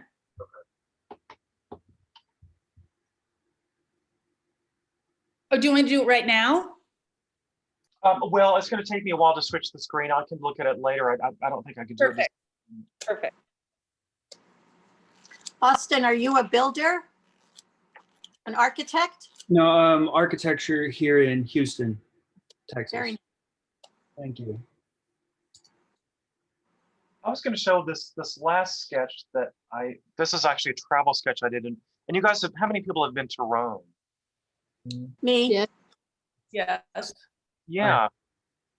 There's an Oh. extraordinary church in Piazza Navona. It's called San Ignace. If you look, this is actually a sketch I did of one of the perspective vaults that, if you look at the frontal elevation, it looks like the hallway is very deep. But if you look at the cross section on the right, it's only like a few inches thick. It's just extraordinary that people can build these things literally in perspective. You know, if you look at the plan, you can definitely see that the rectilinear columns are actually these fins that are built in a large model. You know, it's just amazing when you go to Rome, there's all these wonderful perspective vaults and distortions in pretty much all the churches. It's just extraordinary. I was so busy looking at the artwork in Rome, I didn't really pay attention to as much of the architecture. Oh yeah, well there's so much to look at. It's overwhelming, isn't it? Then on the PowerPoint, the page that says perspective literature, these are very important books to look at. And you know, for you to acquire a copy of Lettres Edifices, there's some of them are on for sale for around $1,000 a book. They're just not printing books like, you know, regularly like they used to. But it's hard to get copies of some of these books though, but they're very inspiring for any artist or architect, especially the intensity of each person's work.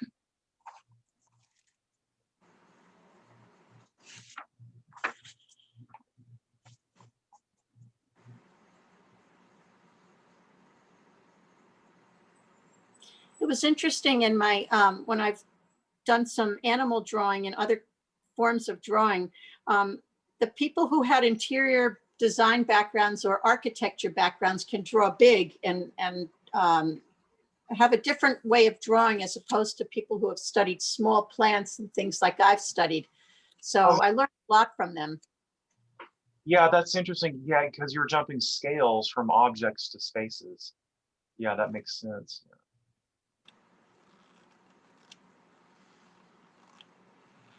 Well, yeah, if you look at this perspective vault that Sporamini did, the scale is huge. The person on the right is actually relatively small. But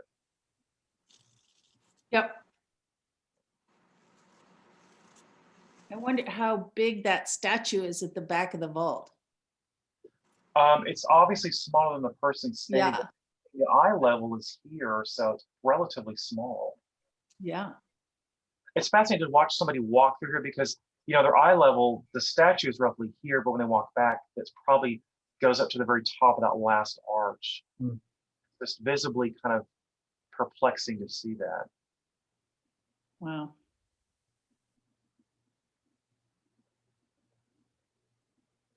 Yeah, and I would definitely look at Fornacetti. He does really magic. He has a wonderful sense of humor in his drawings. His work is just, he's really a draftsman and an artist. He's not an architect. He and his brother actually built furniture. And if you look at all of his work, there's architectural details on all of the furniture. It's almost just like a little bit too much architecture, all you can eat.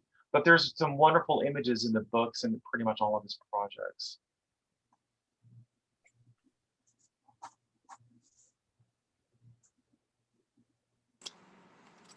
Okay, I think it's almost 2 o'clock. Do you guys have any questions or comments so far? Or?